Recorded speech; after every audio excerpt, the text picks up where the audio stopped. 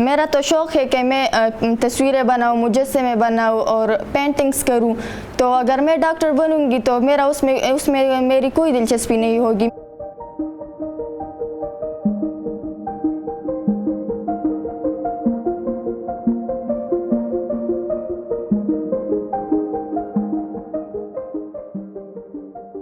मैं जमात दहम की तालिबा हूँ।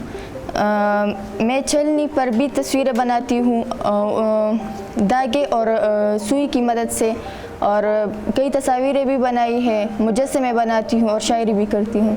मैंने कभी किसी को नहीं देखा कि इस तरह से उन्होंने तस्वीर बनाई है, इसलिए ये मेरे लिए बहुत अहम है। एक तस्वीर कम वक्त में बनता है लेकिन फिर कुछ ज़्यादा अच्छा नहीं बनता, इसीलिए मैं उसे धीरे धीरे से बनाती हूँ ताकि अच्छा लगे।